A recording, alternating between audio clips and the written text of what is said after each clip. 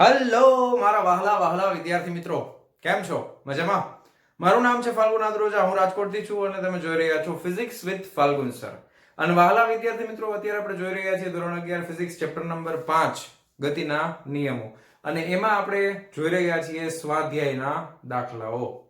અને આજે આપણે શરૂ કરવાના છીએ સ્વાધ્યાયના 5.32 નંબરના પ્રશ્નની સાથે. નિયમ પ્રમાણે તમારી પાસે ટેક્સ્ટ બુક હોવી જોઈએ. લખવા માટે બુક શેનાથી લખશો? પેન, કેલ્ક્યુલેટર અને પોસિબલ હોય તમારી પાસે હોય તો log table, natural sine, natural ટેનનું ટેબલ, એની આપણે જરૂર પડશે. લોગ ટેબલની જરૂર નથી, લોગ બુકની કે એની કઈ જરૂર નથી, પણ નેચરલ સાઇન, નેચરલ ટેનના ટેબલની વધારે જરૂર પડે છે. એ તમારી પાસે હોવું જોઈએ.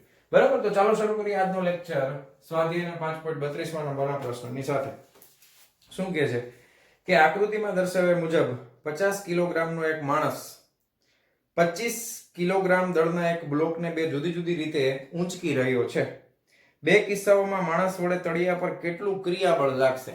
હવે તમને બળ અહીંયા પૂછ્યું છે. જો આ માણસ જ્યાં ઊભો છે ને એના તળિયા ઉપર અહીંયા આગળ કેટલું ક્રિયાબળ લાગશે? આ કિસ્સો A છે, આ કિસ્સો B છે.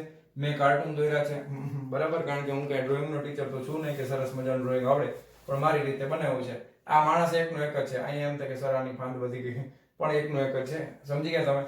હવે અહીંયા આ રીતે ખેંચે છે. અહીંયા એ ગરગડી રાખેલી છે. એ ગરગડી થ્રુ અહીંયા ગરગડી છે અને આ ગરગડી થ્રુ અહીંયા ખેંચે છે. ઓકે, એટલે તણાવ એક અહીંયા આવશે ને એક અહીંયા આવશે. બરાબર, એ તણાવ અહીંયા પણ તમને ખબર પડશે ઉપર તરફ આવશે. ખ્યાલ આવ્યો? હવે આપણને જે ડેટા આપ્યો છે એના ઉપરથી તમારે સમજાવવાનું. જો તળિયું 700 ન્યૂટન લંબ બળ વડે નમી પડતું હોય તો માણસે બ્લોકને ઊંચકવા કઈ રીતે અપનાવવી જોઈએ કે જેથી તળિયું નમી પડે નહીં? તળિયું નમવું ન જોઈએ. તળિયા ઉપર મહત્તમ બળ કેટલું લાગે છે? તો કે તળિયા ઉપર મહત્તમ 700 ન્યૂટન બળ લાગે છે. હવે એક વસ્તુ સમજજો ખાસ, તમે આ રીતે ખેંચો અથવા આ રીતે ખેંચો, જ્યારે આ ઉપર ખેંચાશે ત્યારે માત્ર પથ્થરનો જે પદાર્થ છે, માત્ર પદાર્થનો FBD કઈ રીતે મળશે? તો કે આ પદાર્થ છે એ તમે દાખલા તરીકે દળ એનું છે m રાખો, તો નીચે તરફ એનું વજન બળ લાગશે. કેટલું લાગશે? તો કે mg જેટલું. અને ઉપર તરફ તણાવ બળ લાગશે t જેટલું. હવે દોરી તો તૂટતી નથી, દોરી અતન્ય છે, એટલે ઉપર અને નીચેના બળો કેવા હોવા જોઈએ? સરખા હોવા જોઈએ. તો તણાવ બળ t છે, આ કેસની અંદર t બરાબર કેટલું આવશે? mg આવશે. હવે આનું દળ કેટલું છે? 25 ગુણ્યા તમે 10 કરો, જે આપણે 10 જ લેવાના છે, એટલે આ 250 ન્યૂટન લાગશે તણાવ બળ. દરેક કેસમાં, કોઈ પણ કેસમાં તણાવ બળ કેટલું હશે? 250 ન્યૂટન હશે. હવે અહીંયા ધ્યાન આપજો. હવે આ વ્યક્તિ અહીંયા ઊભો છે, તો આ વ્યક્તિનો ફ્રી બોડી ડાયાગ્રામ બનાવીએ તો એ માટે આ વ્યક્તિ છે. ધારો કે વ્યક્તિનું દળ કેપિટલ M બરાબર 50 કિલોગ્રામ અને પદાર્થનું દળ સ્મોલ m બરાબર 25 કિલોગ્રામ. હજો આ વ્યક્તિ હાથમાં દોરીથી ધીમે ધીમે ખેંચે છે. અચળ વેગથી ખેંચતો હશે, પ્રવેગિત ગતિ તો છે નહીં. એટલે હવે જ્યારે એ દોરી એના હાથમાં છે એટલે એનું પોતાનું દળ અને પ્લસ આ દળ બે ક્યાં લાગે? નીચે તરફ લાગે. તો આકૃતિ A માટે તમે FBD બનાવો, ફ્રી બોડી ડાયાગ્રામ, તો કઈ રીતનો બનશે? જો કે આ વ્યક્તિ દ્વારા નીચે તરફ પદાર્થનું વજન, પદાર્થનું દળ છે એ તો નીચે લાગે જ છે mg જેટલું, પ્લસ બીજું કોનું લાગે? તો કે વ્યક્તિનું વજન છે એ નીચે તરફ જ લાગે ને, તો વ્યક્તિનું વજન છે એ પણ નીચે તરફ લાગશે. એ કેટલું લાગશે? કેપિટલ mg જેટલું. તો એના લીધે ક્રિયાબળ છે એ ઉપર તરફ લાગશે. ક્રિયાબળ નોર્મલ ફોર્સ ઉપર તરફ લાગશે. એ કેટલો લાગશે? તો કે આ બેના સરવાળા જેટલો લાગશે. ખ્યાલ આવ્યો? તો n બરાબર અહીંયા આગળ તમે જોઈ શકો તો કે m છે આ 25 વત્તા 50 ગુણાકારમાં સ્મોલ g કોમન છે. 25 ને વત્તા 50 કેટલા થાય? 75 ગુણ્યા સ્મોલ g કેટલા છે? 10. બરાબર થઈ ગયું. તો આ 750 ન્યૂટન લાગશે. આટલું નીચે તરફ લાગે તો પ્રતિક્રિયા બળ ઉપર કેટલું લાગે? 750 ન્યૂટન, જે 700 ન્યૂટન કરતા કેવું છે? વધારે છે ને? 750 છે એ 700 ન્યૂટન કરતા કેવું છે? વધારે છે ને? 750 ન્યૂટન એ મોટું છે 700 ન્યૂટન કરતા. એટલા માટે અહીંયા આગળ આ જે છે એ તૂટી જશે. આ જે છે એ શું થઈ જશે? તૂટી જશે. એટલે પહેલો કિસ્સો તો ખોટો પડી ગયો. જવાબ મળી ગયો. પહેલા કિસ્સામાં તો બીજામાં થતું જોઈએ લગભગ, તો છતાંય આપણે ચેક કરી લઈએ. જો હવે આકૃતિ બી માટે ફ્રી બોડી ડાયાગ્રામ બનાવો. ફ્રી બોડી ડાયાગ્રામ વ્યક્તિનો બનાવવાનો છે, ખાસ ધ્યાન આપજો. વ્યક્તિનો બનાવવાનો છે. વ્યક્તિ અહીંયા છે, તો વ્યક્તિ અહીંયા હોય તો તમે ઉપર તરફ એનું તણાવ બળ તો ફિક્સ, ઉપર તરફ તો ફિક્સ લાગશે જ. તણાવ બળ જો ફિક્સ જ છે બેયમાં.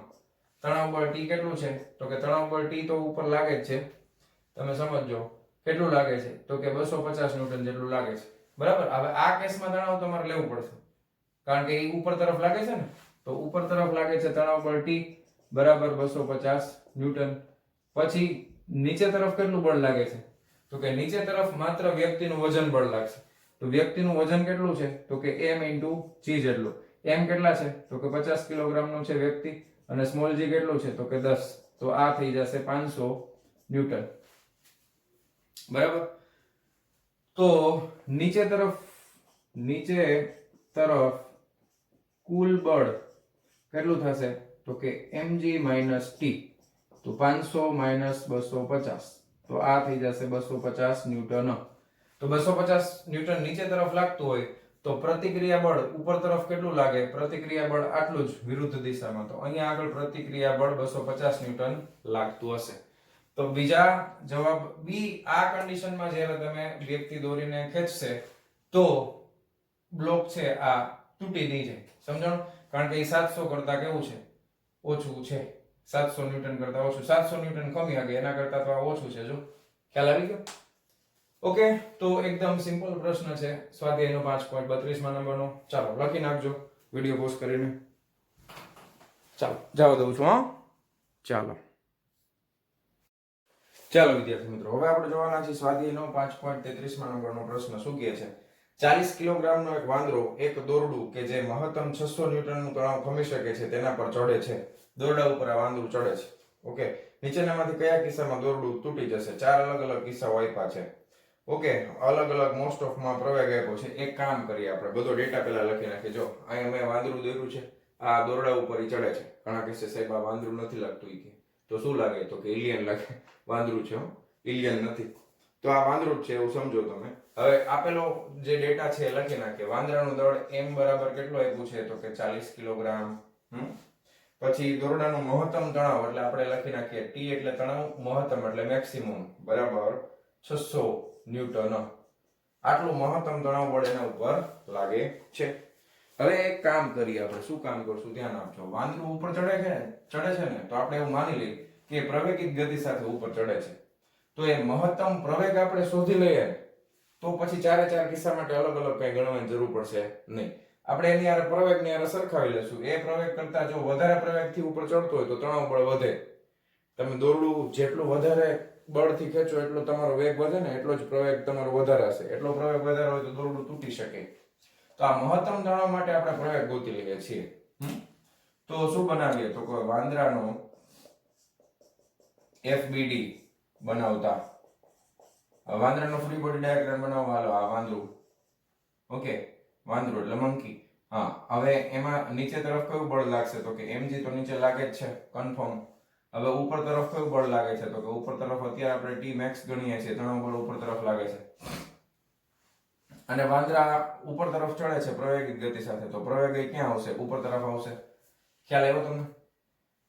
હવે તમે કહી શકો કે ન્યૂટનના ગતિના બીજા નિયમ પરથી ન્યૂટનના ગતિના બીજા નિયમ પરથી શું કહેવાય? F બરાબર માં બાહ્ય બળના લીધે પ્રવેગિક ગતિ ક્યાં થાય છે? ઉપર તરફ. તો m એ બાહ્ય બળના લીધે, બાહ્ય બળ આટલું છે m એ બરાબર. હવે ઉપર તરફનું બળ વધારે છે એટલે T max તમે લેશો, માઈનસ તમારે શું કરવું પડશે? નીચે તરફનું બળ, એટલે આ થઈ જશે mg. હવે મારે ગોતવાનું છે પ્રવેગ, એટલે એ થઈ જશે T max માઈનસ mg ના છેદમાં m. મહત્તમ તણાવ કેટલું છે? તો કે 600 ન્યૂટન માઈનસ દળ કેટલું છે વાંદરાનું? 40 કિલોગ્રામ ગુણ્યા g છે 10 ના છેદમાં m એટલે 40 કિલોગ્રામ આવશે. એટલે 600 માઈનસ 400 ના છેદમાં 40. 600 માંથી 400 જાય એટલે કેટલા વધે? તો કે 200 ના છેદમાં 40. મીંડું ગયા 5 ચોક 20. તો 5 મીટર પ્રતિ સેકન્ડ સ્ક્વેર આ મહત્તમ પ્રવેગ મળશે. બરાબર છે? તો આ આપણે અહીંયા તમે લખી શકો a max આ મહત્તમ પ્રવેગ મળે. આટલા પ્રવેગથી વધારે પ્રવેગથી જો જાય વાંદરું તો દોરડું તૂટી જાય, નકર દોરડું એમને રહેશે. એટલે આપણે એક આ નક્કી કરી નાખ્યું કે આટલો પ્રવેગ છે એ મહત્તમ પ્રવેગ છે, આટલા પ્રવેગથી વાંદરું ઉપર ચડી શકે. આના કરતા જો પ્રવેગનું મૂલ્ય વધારે હોય તો તણાવ બળ વધી જશે, તણાવ બળ વધી જાય તો દોરડું તૂટી જાય. હવે આપણે 1 by 1 કેસ જોતા જઈએ. પહેલો કેસ એ નંબરનો. વાંદરો 6 મીટર પ્રતિ સેકન્ડ સ્ક્વેરના પ્રવેગથી ઉપર ચડે છે. 5 કરતા વધી ગયું છે તો તમે લખી શકો 6 મીટર પ્રતિ second square is greater than a max. તેથી દોરડું તૂટી જશે. બીજું તો શું થાય? હા, પછી બીજું, વાંદરો 4 મીટર પ્રતિ સેકન્ડ સ્ક્વેરના પ્રવેગથી નીચે ઉતરે છે. ધ્યાન આપજો, 4 મીટર પ્રતિ સેકન્ડ સ્ક્વેરના પ્રવેગથી નીચે ઉતરે છે. તો વાંદરો નીચે ઉતરતો હોય તો તણાવ બળ છે એ પ્રવેગ છે નીચે તરફ ઉતરે તો વાંધો જ નથી આવતો કોઈ. નીચે તરફ આવશે તો બી માં તમે લખી શકો કે નીચે તરફ ઉતરે છે એટલે એ પ્રવેગ છે અને આપણે ઋણ કરશું 4 મીટર પ્રતિ સેકન્ડ સ્ક્વેરના, એટલે એ થઈ જશે -4 મીટર પ્રતિ સેકન્ડ સ્ક્વેર જે છે એ લેસ ધેન એ મેક્સિમમ છે. માઇનસમાં આવે છે એટલે નાનું છે, તેથી દોરડું તૂટશે નહીં. તેથી દોરડું નહીં તૂટે. ખ્યાલ આવ્યો? નીચે તરફ છે, પ્રવેગની દિશા ઉલટી છે. વાંદરો 5 મીટર પ્રતિ સેકન્ડની નિયમિત ઝડપથી ઉપર ચડે છે. હવે નિયમિત ઝડપ છે, કેવી ઝડપ છે? તો કે ભાઈ નિયમિત ઝડપ છે. તો નિયમિત ઝડપમાં શું થાય? બોલો. નિયમિત ઝડપમાં પ્રવેગ બરાબર 0. નિયમિત ઝડપ હોય તો પ્રવેગ કેટલો થાય? 0. તેથી કોઈ બાહ્ય બળ ન લાગે. તેથી કોઈ બાહ્ય બળ લાગે નહીં. તેથી માત્ર તણાવ બળ લાગે. F બરાબર mg જેટલું થાય. તો આ કેસની અંદર T બરાબર mg થશે અને m * g કરશો એટલે કેટલું આવશે? 400 ન્યૂટન. તો એ પણ કેટલું છે? તો કે 600 ન્યૂટન કરતા ઓછું જોઈએ ને. ઓકે, કારણ કે પ્રવેગ તો 0 છે, નિયમિત ઝડપથી ગતિ કરે એટલે પ્રવેગ 0. તો 0 છે એ લેસ ધેન, તમે આ વાક્યનો લખો તો ખાલી એમ લખો 0 ઇઝ લેસ ધેન mx. તેથી દોરડું તૂટશે નહીં. હાલો, વાર્તા પૂરી. ચાલો, ચોથા કિસ્સામાં વાંદરો દોરડા પર ગુરુત્વાકર્ષણની અસર હેઠળ લગભગ મુક્ત પતન કરે છે. દોરડાનું દળ અવગણો. વાંદરો મુક્ત પતન કરતો હોય, મુક્ત પતન, તો મુક્ત પતન નો મતલબ એમ થાય પડી ગયો. પડી જાય તો દોરડાને પકડવાનો કોઈ પ્રશ્ન જ નથી રહેતો. તો મુક્ત પતનની પરિસ્થિતિમાં બાહ્ય પ્રવેગ છે એ બરાબર -g થઈ જાય. ખ્યાલ આવ્યો તમને? તો કારણ કે નીચે તરફ જાય છે ને, આ પ્રવેગ જે છે એ ઉપર તરફનો છે. મુક્ત પતન થાય તો એ બરાબર શું થઈ જાય? -g. એના સિવાય તો કોઈ પ્રવેગ છે જ નહીં. તેથી દોરડા ઉપર લાગતું તણાવ છે ને એ 0 થઈ જાય. કારણ કે બેની બાદબાકી તમે કરશો, Tmax બરાબર ma - mg તમે કરશો, કારણ કે ઓલું a બરાબર તમે -g અહીંયા લખી નાખો અને આને આ બાજુ લઈ લ્યો તો જો એક +mg આવે, બીજું -mg આવે તો તણાવ કેટલું થઈ જાય? 0 થઈ જાય. મુક્ત પતનની પરિસ્થિતિમાં a બરાબર -g હોવાથી દોરડામાં ઉત્પન્ન થતો તણાવ T બરાબર 0 થઈ જશે. ઓકે, તેથી દોરડું તૂટશે જ નહીં. તણાવ જ નથી તો દોરડું તૂટશે નહીં. ક્લિયર? દોરડું તૂટશે નહીં. રેડી? તો એક જ કેસમાં દોરડું તૂટી જશે. પહેલા કેસમાં કે જ્યારે એનો પ્રવેગ છે એ ઉપર તરફ 6 મીટર પ્રતિ સેકન્ડ સ્ક્વેરનો હશે તો દોરડું તૂટી જશે. બાકી એક કેસમાં દોરડું તૂટશે નહીં. ચાલો લખી નાખો, બહુ સરસ દાખલો છે આ. ચાલો જવા દઉં છું. ચાલો વિદ્યાર્થી મિત્રો, હવે આપણે જોશું સ્વાધ્યાયનો 5.34 નંબરનો પ્રશ્ન. શું કહે છે? રકમ વાંચીએ. 5 કિલોગ્રામ અને 10 કિલોગ્રામ દળના બે પદાર્થો કેપિટલ A અને કેપિટલ B ટેબલ પર એકબીજાની સાથે સંપર્કમાં અને દિવાલને અડીને રહેલા છે. આકૃતિમાં આપ્યું છે. જો આ રીતે એક દિવાલ છે, એનો કાટખૂણો છે, ત્યાં દિવાલની લગોલગ બ્લોક B છે, એને લગોલગ બ્લોક A છે. A અને B વચ્ચે એકદમ વચ્ચે કાંઈ જગ્યા નથી, એકબીજાને લગોલગ છે, અને B અને દિવાલ વચ્ચે કાંઈ જગ્યા નથી, અને બ્લોક અને તળિયા વચ્ચે પણ કાંઈ જગ્યા નથી. બધા એકબીજા સાથે લગોલગ ચોટેલા છે. ઓકે, હાલો. પછી ધારો કે બ્લોક A નું દળ આપ્યું છે, એને આપણે m1 કહી દઈએ. તો m1 બરાબર તમે લખી શકો બ્લોક A નું દળ 5 કિલોગ્રામ, m2 એટલે બ્લોક B નું દળ એ છે 10 કિલોગ્રામ. ચાલો, પદાર્થો અને ટેબલ વચ્ચેનો ઘર્ષણાંક 0.15 છે. તો ઘર્ષણાંક છે એને આપણે અત્યારે મ્યુ વડે દર્શાવી. મ્યુ બરાબર 0.15 ઘર્ષણાંક છે. 200 ન્યૂટનનું એક બળ કેપિટલ A પર સમક્ષિતિજ લગાડવામાં આવે છે. અહીંયા તમે 200 ન્યૂટનનું બળ લગાવો છો. હવે તમે જો કે દિવાલનું પ્રતિક્રિયા બળ, પહેલો પ્રશ્ન તમને પૂછ્યો છે દિવાલનું પ્રતિક્રિયા બળ. ચાલો તો આપણે 1 by 1 જવાબ જોતા જશું. રકમ લાંબી છે એટલે એક પછી એકના જવાબ મેળવશું. પહેલા આપણે મેળવશું દિવાલનું પ્રતિક્રિયા બળ. એ દિવાલનું પ્રતિક્રિયા બળ. હવે જો આ દિવાલ મજબૂત છે, દિવાલ તૂટતી નથી. અહીંયા તમે 200 ન્યૂટનનું બળ લગાવો છો, દિવાલમાં તમે ગમે એટલો ધક્કો મારો, બરાબર, હું મારું, તમે મારો, તો ટ્રાય કરજો ઘરેથી. શું દિવાલ હલે છે? તો કે ના. શું આપણે બળ લગાવીએ છીએ? તો કે હા, બળ તો લાગે છે. તો અહીંયા તમે 200 ન્યૂટનનું બળ લગાવો છો, દિવાલ હલતી નથી. તો તમારે ન્યૂટનના ગતિના ત્રીજા નિયમ પરથી શું માનવાનું હોય કે તમે જેટલું બળ લગાવો છો, જ્યાં સુધી દિવાલ ન હલે ત્યાં સુધી તમે દિવાલ ઉપર જેટલું બળ લગાવો છો એટલું જ બળ દિવાલ તમારા ઉપર લગાવે છે. ખ્યાલ આવ્યો? ન્યૂટનના ગતિના ત્રીજા નિયમ પરથી. તો દિવાલનું પ્રતિક્રિયા બળ કઈ રીતે મળે છે? તો કે ન્યૂટનના ગતિના ત્રીજા નિયમ પરથી દિવાલનું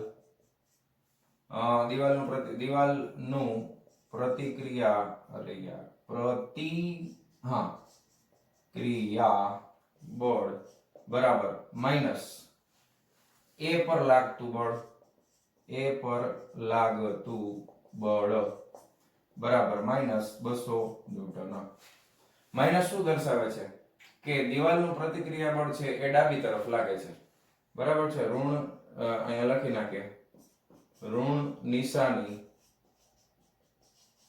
ડાબી તરફ ના બળને દર્શાવે છે. ખ્યાલ આવી ગયો? કારણ કે જો બ્લોક હલતા જ નથી, તો સ્થિર જ છે. સ્થિર છે તો એનો મતલબ એમ કે તમે દિવાલને ધક્કો મારો, દિવાલ તમને એટલો જ ધક્કો મારે. ન્યૂટનનો ગતિનો ત્રીજો નિયમ. ખ્યાલ આવી ગયો? હાલો, તો પહેલા પ્રશ્નનો જવાબ આ રીતે લખી શકાય. પછી આગળ પૂછ્યું છે કેપિટલ A અને કેપિટલ B વચ્ચે ક્રિયા પ્રતિક્રિયા બળો શોધો. જ્યારે દિવાલને દૂર કરવામાં આવે ત્યારે શું થાય? તો પહેલા તો ખાલી ક્રિયા બળ અને પ્રતિક્રિયા બળ શોધવાના છે કેપિટલ B, A અને B માટે. તો કેપિટલ A કેપિટલ B ઉપર કેટલું બળ લગાવે છે? તો કે 200 ન્યૂટનનું. તો કેપિટલ B કેપિટલ A ઉપર કેટલું બળ લગાવે? -200 ન્યૂટનનું. તો અહીં બે, કારણ કે હલતા જ નથી, દિવાલ છે તો બે હલતા નથી, તો વચ્ચેની જે બેની સપાટી છે સંપર્ક સપાટી, તો સંપર્ક સપાટી ઉપર એટલું જ બળ લાગતું ને 200 ન્યૂટનનું. સામસામે સરખા થતા હોય, કેન્સલ થઈ જાય. તો અહીં કેપિટલ A અને કેપિટલ B બંને એક બીજા પર સમાન ક્રિયાબળ, એટલે કે અહીંયા કૌંસમાં લખી નાખું છું 200 ન્યૂટન, અને પ્રતિક્રિયા બળ લગાડે છે. પણ બેની દિશા એકબીજાથી વિરુદ્ધ હોય. દાખલા તરીકે બ્લોક A બ્લોક B ઉપર 200 ન્યૂટનનું ક્રિયાબળ છે એ જમણી તરફ લગાવે છે, તો બ્લોક B બ્લોક A ઉપર પ્રતિક્રિયા બળ ડાબી તરફ 200 ન્યૂટન લગાવશે. ખ્યાલ આવી ગયો? તો આમાં તો કઈ છે નહીં, બે સરખા જ થાય. હવે ત્રીજું અગત્યનું તમને કીધું છે એમાં છે કે જ્યારે દિવાલને દૂર કરવામાં આવે ત્યારે શું થાય? જ્યારે પદાર્થો ગતિમાં હોય ત્યારે B ના જવાબમાં ફેરફાર થશે. હવે જ્યારે દિવાલને દૂર કરવામાં આવે ત્યારે, હવે આ ખાસ અગત્યનું છે તો ધ્યાનથી સમજજો કે જ્યારે દિવાલને દૂર કરવામાં આવે ત્યારે, હવે જ્યારે દિવાલ જ નથી તો શું થશે? ધ્યાન આપજો. હવે એના માટે આપણે ફ્રી બોડી ડાયાગ્રામ બનાવી નાખીએ. તો જ્યારે તમે દિવાલ કાઢી નાખો છો, એટલે આ દિવાલો નીચે આ તો સમક્ષિતિજ સપાટી કહેવાય ને, તો આ રીતે સમક્ષિતિજ સપાટી છે. અહીંયા આગળ બ્લોક A છે, અહીંયા આગળ એને લગોલગ બ્લોક B છે. હવે આ તરફથી તમે બળ લગાવો છો 200 ન્યૂટનનું. હવે ઘર્ષણ થાય ને, બરાબર? આ તરફ 200 ન્યૂટનનું બળ લાગે છે, એટલે આ આખી વસ્તુ છે એનું કુલ દળ તમે લઈ લો. આનું દળ m1 છે, આનું દળ m2 છે, તો કુલ દળ છે એ m અને એનો પ્રવેગ છે a. આટલા પ્રવેગથી ગતિ કરવાનું શરૂ કરશે. આ બાજુ 200 ન્યૂટનનું બળ તો લાગે જ છે. હવે આખા તંત્રનો પ્રવેગ સ્મોલ a લઈ લઈ, આખા તંત્રનું દળ કેપિટલ M લઈ લઈ, તો આટલો પ્રવેગ લાગશે. બીજું હવે અહીંયા આગળ ઘર્ષણ છે એ કઈ બાજુ લાગે? ઘર્ષણ બળ બે આપણે અત્યારે એવું ગણી લઈ, એવું આપણે માની લઈએ છીએ કે સ્વતંત્ર બે ભેગા ચોટેલા જ છે, અહીંયા તો લગોલગ જ રહેશે, એટલે બેયના લીધે ઘર્ષણ છે એ આ તરફ થશે. ઘર્ષણ તમને જો રકમમાં પાછળ એક વસ્તુ તમને આપી છે, શું આપ્યું છે કે મ્યુએસ અને મ્યુકે વચ્ચેનો તફાવત અવગણો. તમારે ઘર્ષણ એક જ લેવાનું છે, જે તમને 0.15 આપ્યું છે ને ઈ. ઓકે, જવાબમાં કઈ ફેરફાર થશે પછી લખ્યું છે, એટલે તમારે ઘર્ષણાંક જે છે એ તમારે દર વખતે મ્યુ જ લેવાનો છે. હવે આ ગતિમાં આવશે એટલે ગતિ ઘર્ષણ આવશે ને મ્યુકે, પણ મ્યુકે ની કિંમત કેટલી છે? 0.15 જ લેવાની છે. હવે આખા તંત્ર માટેનો ફ્રી બોડી ડાયાગ્રામ આપણે બનાવી છે. હવે દાખલા તરીકે A ના લીધે નીચે તરફ લાગે બળ m1g, B ના લીધે નીચે તરફ લાગે m2g. હવે આના લીધે ઉપર રિએક્શન બળ લાગે નોર્મલ ફોર્સ, એ કેટલું લાગે? તો કે m1 + m2 × g. કારણ કે બ્લોક ઉપર તો જતા નથી તો નીચેના અને ઉપરના બંને બળો સરખા થઈ જશે. ખ્યાલ આવ્યો? આ ડાયાગ્રામ ખાસ સમજવાનો છે તમારે. ઓકે, હવે આ ડાયાગ્રામ ઉપરથી ન્યૂટનના ગતિના બીજા નિયમ પ્રમાણે તમારે પ્રવેગ ગોતવો પડે. શું ગોતવું પડે? ન્યૂટનના ગતિના બીજા નિયમ ઉપરથી આખા તંત્રના લીધે ઉત્પન્ન થતો પ્રવેગ કેટલો હશે એ આપણે ગોતવાનો થશે. ખ્યાલ આવી ગયો તમને કે ના ખબર પડી? ચાલો, તો અહીં તમે શું કરી શકો?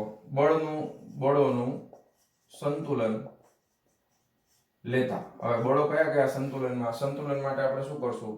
તો કે બાહ્ય બળ તો આ છે જ, બરાબર, બહારનું બળ વધારે છે તો ma માઈનસ તમે શું કરશો? બરાબર છે, આ બાહ્ય બળ આ આટલો પ્રવેગ એનો લાગશે. હવે આ પ્રવેગ કોણ? F બરાબર માં કોના જેટલું થશે? ધ્યાનથી સમજો. સૌથી પહેલા જો 200 ન્યૂટનનું બળ આ બાજુ લાગે છે, આ અહીંયાથી ધ્યાનમાં લઈ કે 200 ન્યૂટનનું જમણી બાજુના છે એને ધન લઈ છે, ડાબી બાજુના છે એને ઋણ લઈ છે, તો 200 માઈનસ મ્યુકે થઈ ગયું. આ ખબર પડી? 200 માઈનસ મ્યુકે ઇઝ ઇક્વલ ટુ તમે શું લખી શકો? તો કે આ એમાંથી આ બાદ કરો છો છતાંય જાય છે કઈ બાજુ? જમણી તરફ જાય છે ને, એટલે આ બળ વધારે હોય તો એના બરાબર થશે ma. આ ઉપર તરફના બળો તો એકબીજાને સંતુલિત નાખે છે એટલે એની તો કઈ ચર્ચા કરવાની રહેતી નથી. ખ્યાલ આવી ગયો તમને? ઓકે, હવે આ મ્યુ એટલે શું થાય? મ્યુ એટલે શું થઈ જશે? તો કે મ્યુ ઇઝ ઇક્વલ ટુ અહીંયા આગળ મ્યુ કે ના આવે ને, ખાલી મ્યુ કે તો ઘર્ષણાંક છે તો તમારે અહીંયા લખવું પડે fk, ઘર્ષણ બળ લખવું પડે ને fk. હવે fk બરાબર શું થાય? તમારે કીધું છે કે સ્થિત ઘર્ષણાંક અને ગતિક ઘર્ષણાંક બે સરખા છે તો મહત્તમ મૂલ્ય કેટલું હોય આનું? તો કે n * μs જેટલું હોય ને, તો આપણે અહીંયા લખી નાખીએ 200 minus n * μ is equal to ma. હવે n બરાબર તો શું છે? તો કે n બરાબર તો m1 + m2 × g છે, તો 200 minus m1 + m2 × g * μ is equal to આ m એટલે m1 + m2 × a છે. ખ્યાલ આવી ગયો? તો હવે બધી કિંમત મૂકીએ, પ્રવેગ ગોતવાનો છે. 200 માઈનસ m1 + m2 ડાયરેક્ટ લખું છું, 10 ને 5 15 ગુણ્યા આ છે g10 ગુણ્યા ઘર્ષણાંક છે 0.15 ઇઝ ઇક્વલ ટુ આ લખી નાખીએ 15. પ્રવેગ ગોતવાનો છે તો a ને કરતા બનાવી, તેથી a બરાબર આ થઈ જશે 200 માઈનસ આ 10 છે ને એટલે 1.5 થઈ ગયા. જોજો હું ગણતરી કરું છું ડાયરેક્ટ. 15 નો વર્ગ કેટલો થાય? 225. તો આ 1 પોઈન્ટ છે, 1 પોઈન્ટ લઈ લે આપણે એટલે આટલું થઈ ગયું. ખ્યાલ આવી ગયો? તો 200 માઈનસ 22.5 ના છેદમાં 15 કરો તો જરાક ગણતરી ફટાફટ. 200 માઈનસ 22.5 ના છેદમાં 15 ચાલો કરી નાખીએ. 200 માઈનસ 22.5 બરાબર આટલા, એના ભાગાકારમાં 15 બરાબર 11.83 આવ્યું. કેટલો આવ્યો? 11.83 મીટર પ્રતિ સેકન્ડ નો સ્ક્વેર, 11.83 મીટર પ્રતિ સેકન્ડ નો વર્ગ. ચાલો, ખ્યાલ આવી ગયો? તો અહીંયા આગળ આ બંને બ્લોક છે એ કેટલા પ્રવેગથી ગતિ કરતા હશે? તો કે 11.83 મીટર પ્રતિ સેકન્ડ સ્ક્વેર ના પ્રવેગથી બંને બ્લોક ગતિ કરતા હશે. ખ્યાલ આવી ગયો? હવે તમે જુઓ કે તમને હજી એક કીધું છે કે શું, ધ્યાનથી સમજજો કે જો આવું થાય જ્યારે દિવાલને દૂર કરવામાં આવે ત્યારે શું થાય છે? તો કે ત્યારે બંને આખું તંત્ર છે એ 11.83 મીટર પ્રતિ સેકન્ડ સ્ક્વેરના પ્રવેગની સાથે જમણી તરફ ગતિ કરશે. પછી તમને શું કીધું છે કે ત્યારે b ના જવાબમાં ફેરફાર થશે. સ્મોલ b નો જે તમને પ્રશ્ન પૂછ્યો તો a અને b વચ્ચે એકબીજા ઉપર સમાન ક્રિયાબળ અને પ્રતિક્રિયાબળ ફેરફાર થશે જ ને, કારણ કે અહીંયા 200 ન્યૂટનનું લાગતું હતું પણ સ્થિર હતું. હવે અહીંયા 200 ન્યૂટનનું લાગે છે પણ સ્થિર નથી, પ્રવેગિત ગતિ કરે છે, એટલે પરિણામી બળ બદલાઈ જશે. તો અહીં આપણે હવે શું કરવું પડશે? જવાબમાં ફેરફાર થાય છે એટલે ધ્યાન આપજો. અહીં કોઈ પણ એકનું ક્રિયાબળ પ્રતિક્રિયાબળ ગણી લઈએ. અહીં બ્લોક કેપિટલ A નો FBD ધ્યાનમાં લેતા હવે કેપિટલ A બ્લોકનો ફ્રી બોડી ડાયાગ્રામ આપણે બનાવવાનો છે, એને જ આપણે ધ્યાનમાં લેશું. ખ્યાલ આવ્યો? હવે એ ફ્રી બોડી ડાયાગ્રામ ધ્યાનથી સમજો. તમારે કેપિટલ A નો લેવાનો છે, એટલે ફ્રી બોડી ડાયાગ્રામમાં કેપિટલ A છે, એટલે કેપિટલ A માટે દળ આ M1 છે. હવે M1 છે એ જે છે ને, તમે ધક્કો મારો એટલે એ છે એ B બ્લોક ઉપર બળ લગાવે. એ કઈ દિશામાં હોય? તો કે આ દિશામાં હોય. કોણ લગાવે છે બળ? કોના ઉપર લાગે છે બળ? તો કે B ઉપર બળ લાગે છે. કોણ લગાવે છે? તો કે A. જેના ઉપર બળ લાગતું એ પહેલા લખવાનું, જેના દ્વારા બળ લાગતું એ પછી લખવાનું. જો આ બે લગોલગ છે ને, એટલે A બ્લોક છે એ B બ્લોક ઉપર બળ લગાવશે. કોના ઉપર બળ લાગે છે? B ઉપર. કોણ લગાવે છે? કઈ બાજુ લાગે છે? જમણી તરફ. એટલા માટે મેં એરો કઈ બાજુ કર્યો છે? આ તરફ. હાલો, હવે બાકી તમને ખબર જ છે, આ તરફ બીજું બળ લાગે છે. આ તરફ કેટલું લાગે છે? તો કે આ બાજુ જે છે એ 200 ન્યૂટન તો લાગે જ છે. લાગે છે કે નહીં? હવે આના માટે તમે ઘર્ષણાંક તમે લેશો તો આના માટે ખાલી MA માટેનો ઘર્ષણાંક આપણે કેટલો લેવાનો? બધાયમાં 0.15 જ લેવાનો છે. એટલે અહીંયા આનું ઘર્ષણ બળ, ગતિક ઘર્ષણ બળ છે એ FK1 લખી નાખીએ, કારણ કે M1 બ્લોક ઉપર લાગે છે. આ ગતિક ઘર્ષણાંક થઈ જશે. ખ્યાલ આવ્યો તમને? કઈ વાંધો નથી ને? અને બહારનો પ્રવેગ આખા તંત્રનો, આ બ્લોકનો પ્રવેગ તો મને ખબર છે. પ્રવેગ કઈ બાજુ છે? આ બાજુ. અને એ પ્રવેગનું મૂલ્ય આપણે હમણાં ગોતી લીધું, 11.83 મીટર પ્રતિ સેકન્ડનો સ્ક્વેર છે. ખ્યાલ આવ્યો તમને? રેડી? પાકું? તો બધા બળો મળી ગયા છે? કોઈ પ્રોબ્લેમ નથી ને? ચાલો હવે ધ્યાનથી સમજો, આને તમારે કઈ રીતે સોલ્વ કરવાનું છે એ ધ્યાનથી સમજો. સૌથી પહેલા 200 ન્યૂટનનું બળ લાગે છે, માઈનસ તમે આ બાજુ કેવું લાગે છે? તો કે FK1. ઓકે, આ ફ્રિક્શન બળ. અહીંયા મારે ખરેખર μk1 લખવું, FK બરોબર જ છે, FK1. અહીંયા મેં μk લખ્યું ને, એની બદલે મારે અહીંયા FK લખવું પડશે. સોરી, આ સુધાર નાખજો. FK ગતિક ઘર્ષણ લાગે ને, પણ અહીંયા FK1 છે એટલે આ સૂત્રમાં ફેરફાર થઈ જશે. n ઇન્ટુ μ માં ખાલી M1 ઇન્ટુ G આવશે. બરાબર, આટલો ફેર પડશે. ચાલો, આ ખબર પડી ગઈ. 200 જમણી બાજુ, FK1 ડાબી બાજુ ઇઝ ઇક્વલ ટુ, હવે તમે કહી શકો કે જમણી બાજુ બળ પ્રવેગ કેટલો થાય? તો કે M1A, આ તો લાગે જ છે, પ્લસ હજી તમે બ્લોક A બ્લોક B ઉપર બળ લગાવે છે તો એ FBA જેટલું બળ લાગશે. કેટલું લાગશે? FBA જેટલું લાગશે. હવે તમારે FBA ગોતી લ્યો તો ન્યૂટનના ગતિના ત્રીજા નિયમ ઉપરથી A જેટલું B ઉપર જેટલું A લગાવે એટલો જ B A ઉપર લગાવે, કારણ કે બે લગોલગ જ છે. ધ્યાન આપો. ઓકે, હાલો હવે આ સોલ્વ કરી નાખીએ. 200 માઈનસ FK એટલે અહીંયા તમે લખશો n into μ. Okay, is equal to M1 into A plus FBA. હવે ધ્યાન આપો, આ 200 માઈનસ n બરાબર, હવે અહીંયા શું આવશે? નોર્મલ ફોર્સ, પણ બ્લોક A નો જ આવશે. ખાલી બ્લોક A નો આવશે, એટલે M1 ઇન્ટુ G ઇન્ટુ μ. અને આને હું આ બાજુ લઈ લઉં છું તો માઈનસ M1 ઇન્ટુ A બરાબર FBA. તેથી FBA બરાબર કેટલા થશે? ધ્યાન આપો, 200 માઈનસ M1 કેટલા છે? તો કે 5 ગુણ્યા G એટલે 10 ગુણ્યા ઘર્ષણાંક તો 0.15 જ લેવાનો છે, માઈનસ હજી પાછા આવશે M1 એટલે 5. અને હવે પ્રવેગ કેટલો છે? તો કે 11.83. બરાબર, તો આ જરાક કરો તો ગણતરી. 200 માઈનસ આ કેટલા થયા? કરી નાખેલો ફટાફટ, થોડોક લાંબો દાખલો હે ને. 5 ગુણ્યા 10 ગુણ્યા 0.15 એટલે આ થઈ ગયા 7.5 માઈનસ 11.83 ગુણ્યા 5 બરાબર આવ્યા 59.15. બરાબર, તો હવે આમાંથી બાદ કરવાના છે ને. 200 માઈનસ 7.5 બરાબર આટલા માઈનસ 59.15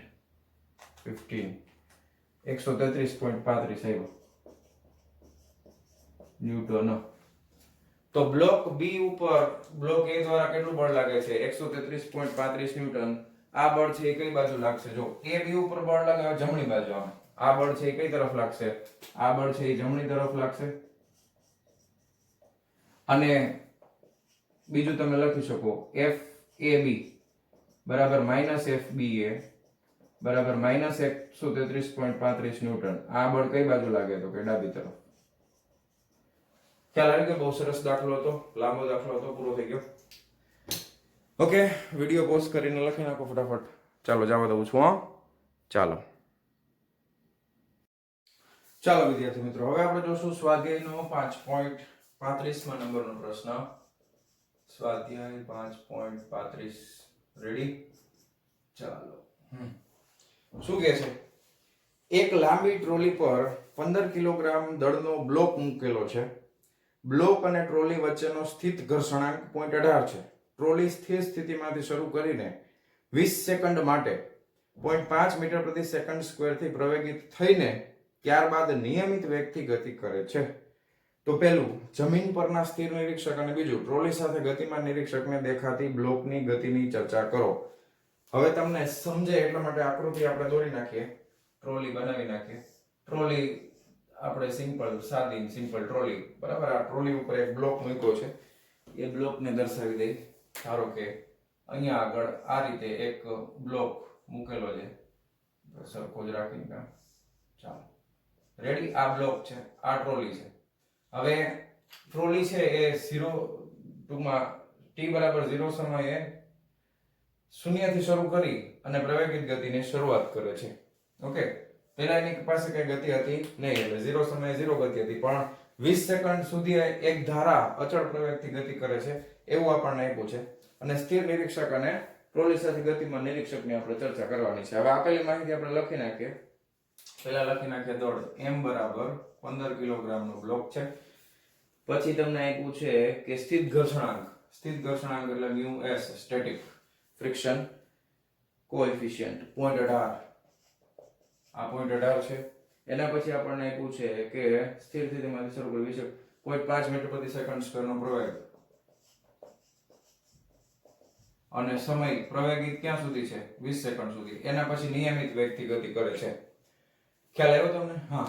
તો હવે ટ્રોલી ઉપર આ જે બ્લોક છે, પહેલા તો એ વિચારવું પડશે કે બ્લોક આ સ્થિત ઘર્ષણાંકને કારણે જ્યારે ટ્રોલી ઉપર પ્રવેગિત ગતિ કરે છે ટ્રોલી, ત્યારે આ બ્લોક છે એ ખસી જાય છે કે નહીં. પહેલા એ જોવું પડશે બ્લોક છે અહીંયાથી ખસી જશે કે નહીં. તો હવે બ્લોક ઉપર તમે જ્યારે એક વસ્તુ નોટિસ કરો કે બ્લોક ઉપર એક એનું વજન બળ લાગતું હોય W બરાબર mg જેટલું નીચે, અને પ્રતિક્રિયા બળ અથવા નોર્મલ રિએક્શન તમે કહો તો એ લંબ બળ છે ઉપર તરફ લાગતો હશે mg. ટ્રોલી આગળ પાછળ થાય, આગળ જાય, હાલો આગળ જ જાય છે, પણ બ્લોક કોઈ દિવસ ઉપર નીચે તો થવાનો નથી. એટલે તમે આના ઉપરથી શું કહી શકો કે n બરાબર mg થશે. તો પ્રતિક્રિયા બળ બરાબર mg. m કેટલું આપ્યું છે? 15. g આપણે દર વખતે 10 જ લઈએ છીએ, એટલે આ થઈ જશે 150 ન્યૂટન. પ્રતિક્રિયા બળ આટલું થશે. હવે બ્લોક જો ટ્રોલીની સાથે પ્રવેગી ગતિ કરતો હોય તો આપણે કહી શકાય કે ભાઈ બ્લોક પર લાગતું બાહ્ય બળ પરથી તમે F બરાબર શું કહી શકો? ગતિના બીજા નિયમ ઉપરથી F બરાબર માં, ન્યૂટનનો ગતિનો બીજો નિયમ, F બરાબર માં. હવે અહીંયા આગળ દળ કેટલું છે? 15, અને બાહ્ય પ્રવેગ કેટલો છે? 0.5. 15 પંચા 75 એટલે 7.5 ન્યૂટન આવશે. હવે આ બાહ્ય બળ જો સ્થિત ઘર્ષણ કરતા વધી જશે તો બ્લોક સ્થિર નહીં રહી શકે. ખ્યાલ આવે તમને? તો હવે આપણે શું ગોતવું પડે કે બ્લોક પર લાગતું ઘર્ષણ બળ, બ્લોક પર લાગતું ઘર્ષણ બળ, બ્લોક ઉપર કેટલું ઘર્ષણ બળ લાગે છે? તો ઘર્ષણ બળ માટે Fs મહત્તમ કેટલું લાગે?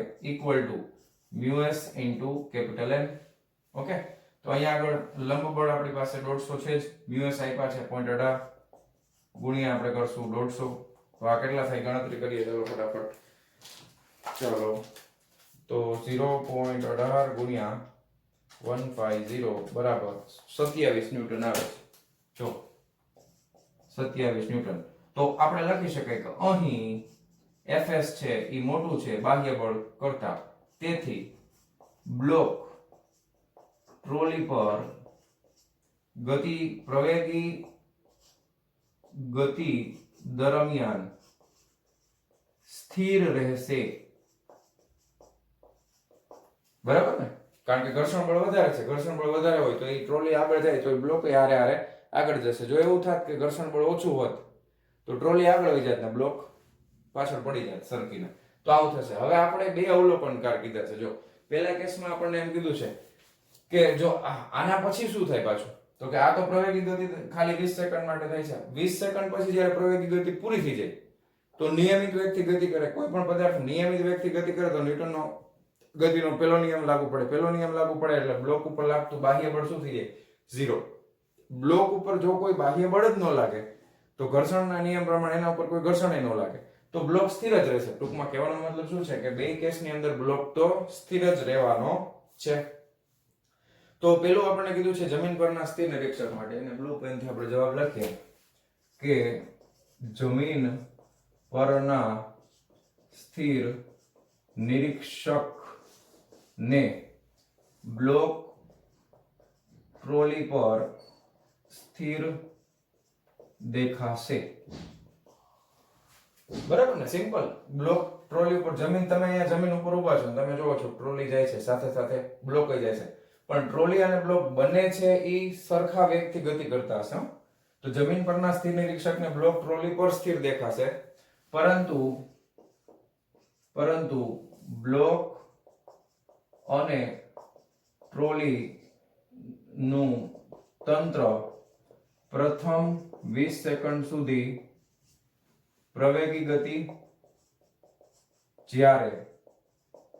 ત્યારબાદ અચળ વેગી ગતિ કરતું જણાશે. આ લખવું પડે ને. ટ્રોલી ઉપર તો બ્લોક સ્થિર છે પણ આખું તંત્ર તો પ્રવેગી ગતિ કરતું નિરીક્ષકને દેખાશે. આ પેલો કેસ. હવે બીજા કેસમાં તમને એમ કીધું છે કે ભાઈ ટ્રોલી સાથે ગતિમાન નિરીક્ષકને દેખાતી બ્લોકની ગતિની ચર્ચા કરો.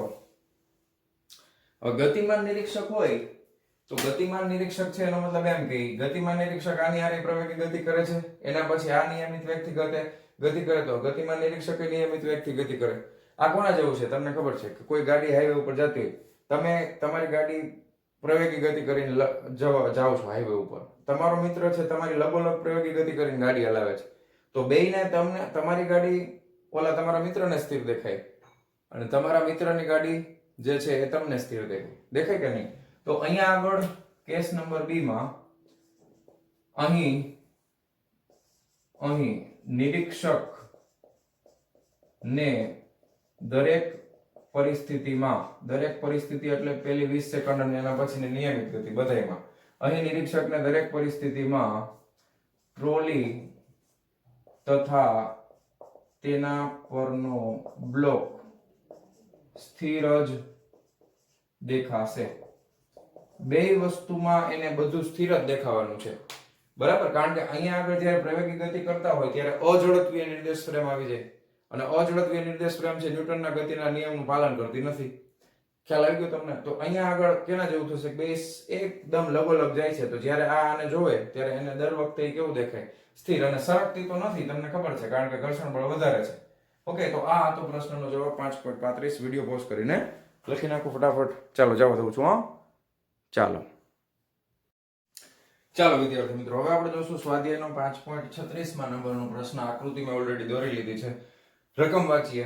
આકૃતિમાં દર્શાવ્યા મુજબ એક ટ્રકની પાછળની બાજુ ખુલ્લી છે અને 40 કિલોગ્રામ દળનું એક બોક્સ ખુલ્લા છેડાથી 5 મીટર દૂર તેના પર મૂકેલું છે. આ 40 કિલોગ્રામનું બોક્સ છે, આ પાછળનો ભાગ ખુલ્લો છે. અહીંયાથી આ જે અંતર છે બ્લોકથી છેડાનું અંતર એ 5 મીટર છે ખુલ્લા ભાગથી. બોક્સ અને નીચેની સપાટી વચ્ચેનો ઘર્ષણાંક 0.15 છે. એક સીધા રસ્તા પર ટ્રક સ્થિર સ્થિતિમાંથી શરૂ કરીને 2 મીટર પ્રતિ સેકન્ડ સ્ક્વેરથી પ્રવેગિત થાય છે. પ્રારંભ બિંદુથી કેટલા અંતરે બોક્સ ટ્રકમાંથી પડી જશે? બોક્સનું પરિમાણ અવગણો. પ્રારંભ બિંદુથી કેટલા અંતરે બોક્સ ટ્રકમાંથી પડી જશે? ખ્યાલ આવ્યો? અહીંયાથી શરૂ કરીને જેવો પ્રવેગી ગતિ કરે પછી બોક્સ છે એ પાછળ ઢસડાશે અને અમુક અંતરે પડી જશે. એ આપણે ગોતવાનું છે. ચાલો, કશો વાંધો નહીં. દળ લખી નાખી, બધું ડેટા આપણે લખી નાખીએ ફટાફટ. દળ છે m બરાબર 40 કિલોગ્રામનું બોક્સ છે. છેડાથી આ જે અંતર છે એ અંતરને ધારો કે આપણે x અંતર કહી દઈએ તો x છે એ 5 મીટર છે પડવા માટેનું અંતર. પછી ઘર્ષણાંક છે μ. સ્થિત ઘર્ષણાંક આપણે અત્યારે ખાલી μ લખી નાખીએ, કોઈ વાંધો નહીં. 0.15 લઈ લે અને સ્થિર સ્થિતિમાંથી શરૂ કરે છે એટલે પ્રારંભિક વેગ v0 બરાબર 0 હશે મીટર પ્રતિ સેકન્ડ. ઓકે, સ્થિર સ્થિતિમાંથી લખ્યું છે એટલે. અને પ્રવેગ છે ટ્રકનો a બરાબર 2 મીટર પ્રતિ સેકન્ડનો વર્ગ. ઓકે, પ્રારંભિક બિંદુથી કેટલા અંતરે બોક્સ ટ્રકમાંથી પડી જશે? હવે એ અંતર ગોતવાનું છે. s બરાબર ક્વેશ્ચન માર્ક ખાલી. હવે ધ્યાન આપો કે જે દિશામાં ટ્રક ગતિ કરે છે આમ, તો તમને ખબર છે કે બ્લોક ઉપર એક બળ લાગશે ટ્રકની ગતિની વિરુદ્ધ દિશામાં, જેને આપણે આભાસી બળ કહીએ છીએ. ઓકે, તો બ્લોક ઉપર વિરુદ્ધ દિશામાં ટ્રકની ગતિની વિરુદ્ધ દિશામાં લાગતું બળ F બરાબર કેટલું થશે? પ્રવેગ જેટલો જ પ્રવેગ લાગતો હોય પણ વિરુદ્ધ દિશામાં, એટલે F બરાબર માં જેટલું, જેને આપણે આભાસી પ્રવેગ કહીએ છીએ, સુડો. એટલે આપણે એને FP નામ આપશું. તો આપણે અત્યારે લખીએ કે બ્લોક પર ગતિની વિરુદ્ધ દિશામાં લાગતું બળ P આભાસી બળ છે. ગતિની વિરુદ્ધ દિશામાં આ દિશામાં બળ લાગે છે કેટલું? તો કે m આભાસી પ્રવેગ. હવે આભાસી પ્રવેગ આના જેટલો જ હોય પણ વિરુદ્ધ દિશામાં હોય એટલે AP બરાબર એ જ થશે પણ એની દિશા આ બાજુ હશે એટલે આ તરફ બળ લાગશે. હવે બ્લોકનું દળ કેટલું છે? 40 ગુણ્યા પ્રવેગ કેટલો થશે? તો કે પ્રવેગ થશે 2 એટલે 4 દુ 8 એટલે 80 ન્યૂટન જેટલું બળ છે એ ગતિની વિરુદ્ધ દિશામાં આ તરફ લાગે છે. હવે પરંતુ બ્લોક અને ટ્રકની નીચેની સપાટી વચ્ચેનો ઘર્ષણાંક આપણને આપેલો છે. કેટલો છે? તો કે 0.15.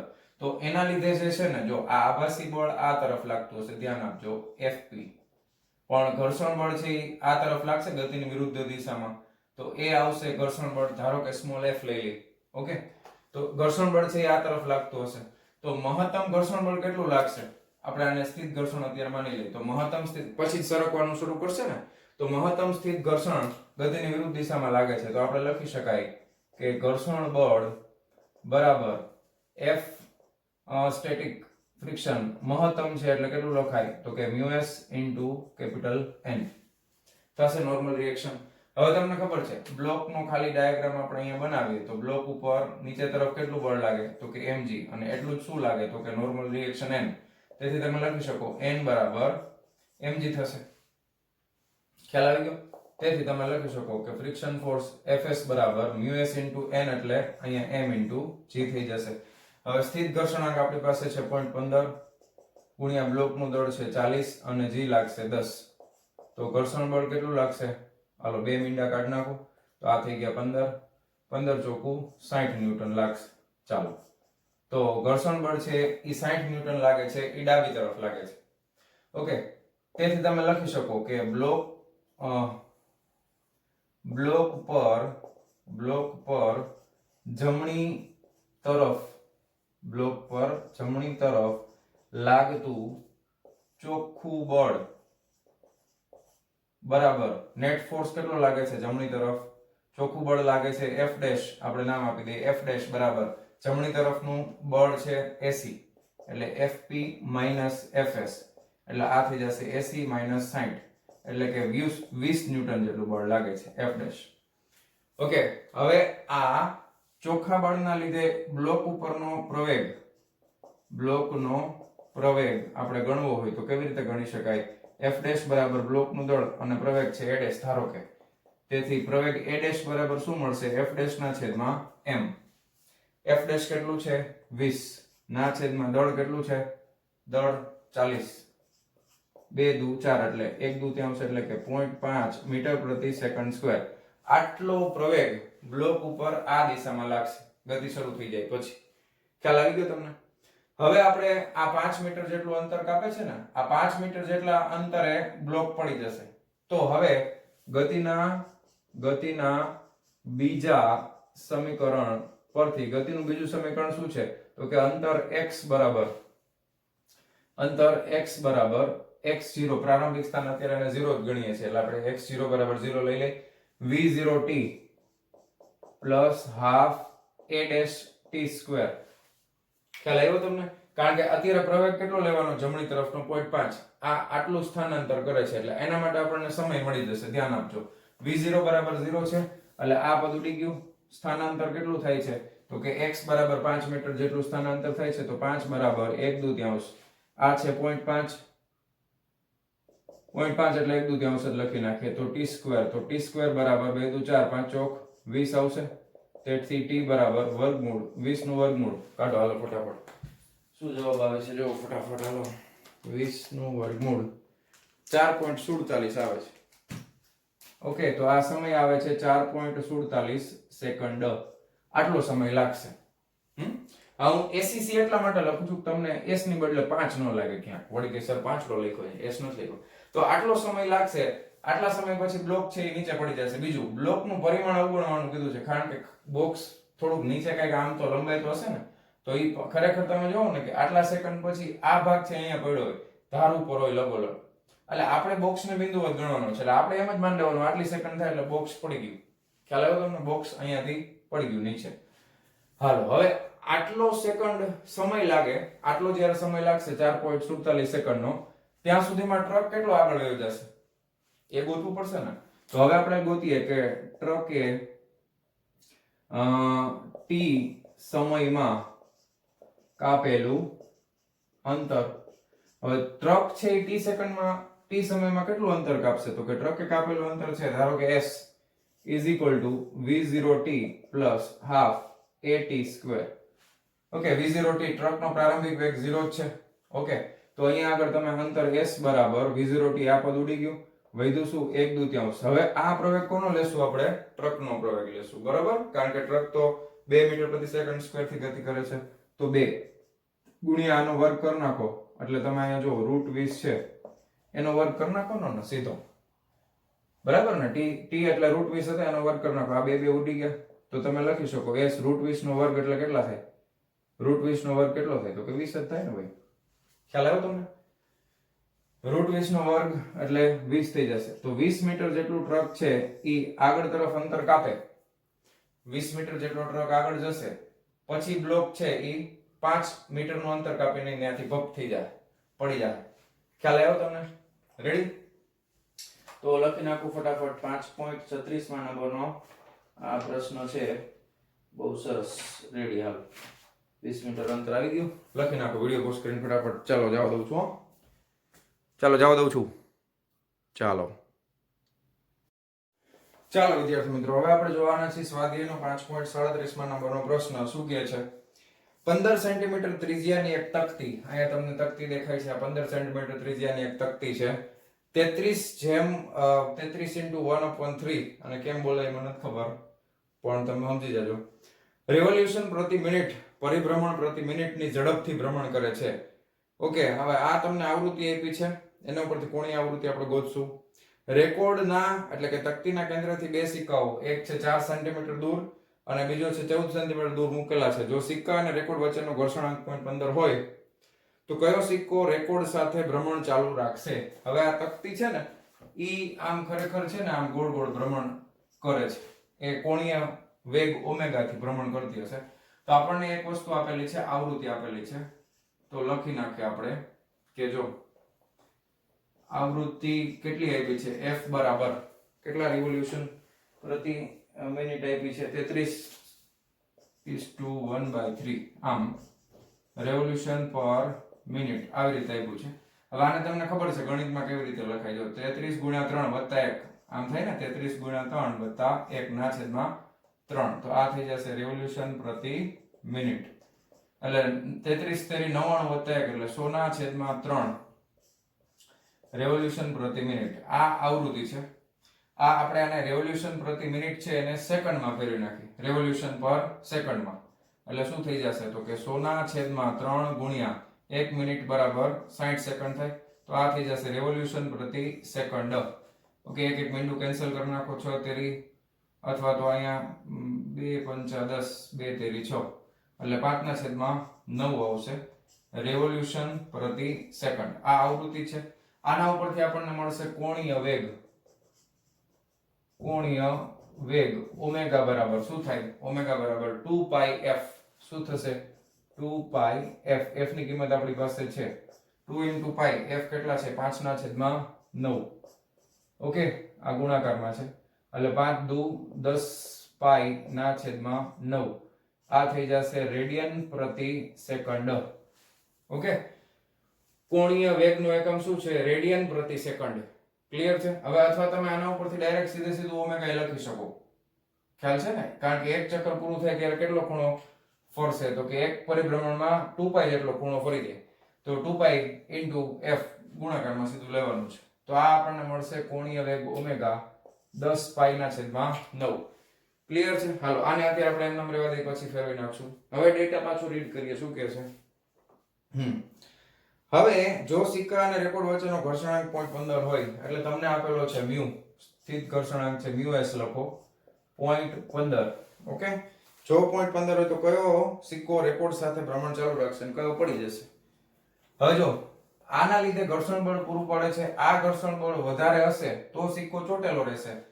અને જો કેન્દ્રગામી, હવે આના માટે એક ફ્રી બોડી ડાયાગ્રામ, સિક્કા કોઈ પણ એક સિક્કાનો ફ્રી બોડી ડાયાગ્રામ બનાવીએ. ધારો કે આ સિક્કો છે, એનું દળ m છે, તો એનામાં નીચે તરફ કયું બળ લાગે? તો કે વજન બળ W બરાબર mg.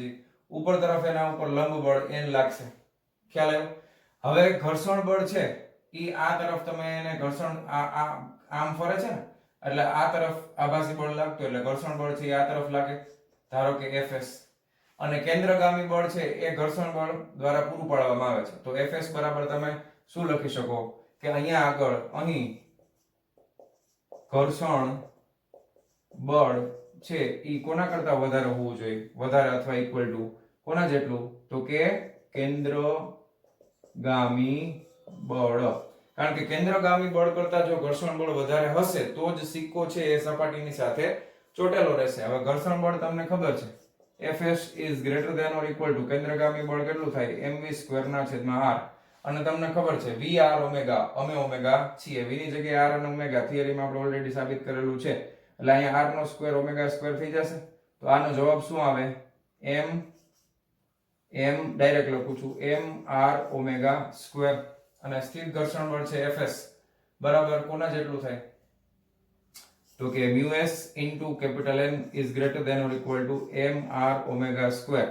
μs into n એટલે લંબ બળ, n બરાબર mg, સિક્કો કાંઈ ઉપર નીચે તો થતો નથી, એટલે μs into m into small g is greater than or equal to mr omega square. સામસામેથી mm cancel થઈ જશે.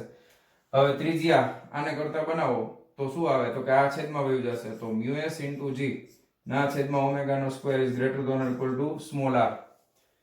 તો ત્રિજ્યાની કિંમત છે ને અહીંયા જે જવાબ આવે એના જેટલી અથવા એના કરતા નાની હશે તો સિક્કો છે ઈ પડશે નહીં, બાકી સિક્કો પડી જશે. તો બસ હવે અહીંયા ખાલી કિંમત મૂકવાની છે એટલે બે કેસનો જવાબ સીધો આપણને મળી જાય. તો μs કેટલા આપ્યા છે બોલો? 0.15 ગુણ્યા g એટલે 10 ના છેદમાં ઓમેગા નો સ્ક્વેર. હવે ઓમેગા ની કિંમત છે 10 ના 10π ના છેદમાં 9. ફટાફટ મૂકી દઈએ, આપણે અહીંયા કિંમત મૂકી દઈએ. તો 10 ગુણ્યા 3.14 is equal to 9 બરાબર 3.48 આવે છે. એટલે 3.49 લઈ લે, આંકડા એવા જ રાખે. એટલે 3.49 નો વર્ગ કરી નાખવાનો ગુણ્યા 0.4888 તો 12.17 આવે છે. કેટલી આવે છે? 12.17. આનો વર્ગ કરીએ એટલે આ આવશે 12.17 greater than or equal to small r. તો હવે કરીએ ચાલો. ના 12.17 સીધો જવાબ આવી ગયો? ના ના ના ના, મેં સીધો ભાગાકાર કર્યો. કા સીધો ભાગાકાર કર્યો ને 12.17. એક મિનિટ, પાછો કન્ફ્યુઝ થઈ ગયો હું. ફરીથી ધ્યાન આપો. 3.49 આવ્યું, એનો વર્ગ 3.49 હા 12.18 બરોબર છે, અહીંયા જ આવે છે.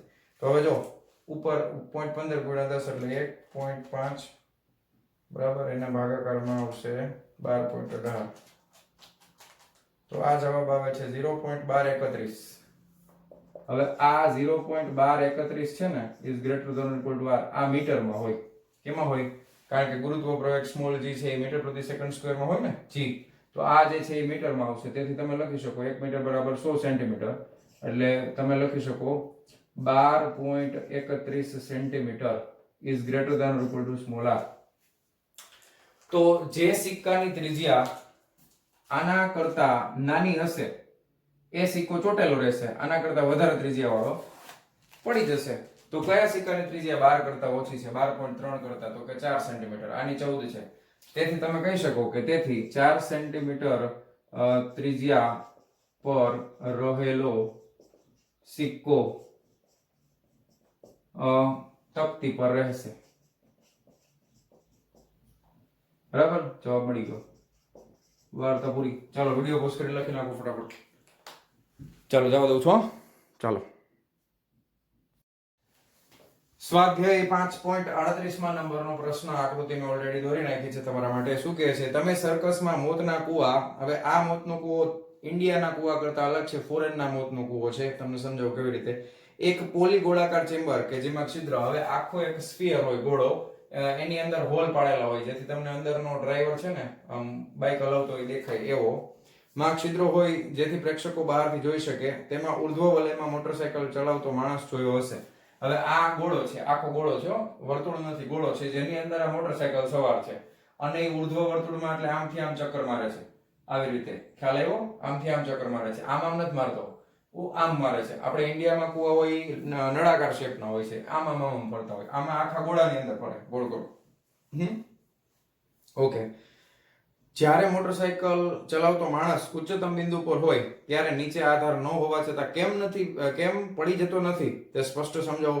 જો ચેમ્બરની ત્રિજ્યા 25 મીટર હોય તો ઉચ્ચતમ બિંદુએ ઉર્ધ્વ વલય રચવા માટે લઘુત્તમ ઝડપ કેટલી હોવી જોઈએ? હવે તમે સમજો, આ બાઇક ચલાવવા વાળો માણસ છે, અહીંયાથી ગતિ કરતો કરતો આમ ચકેડી મારે છે.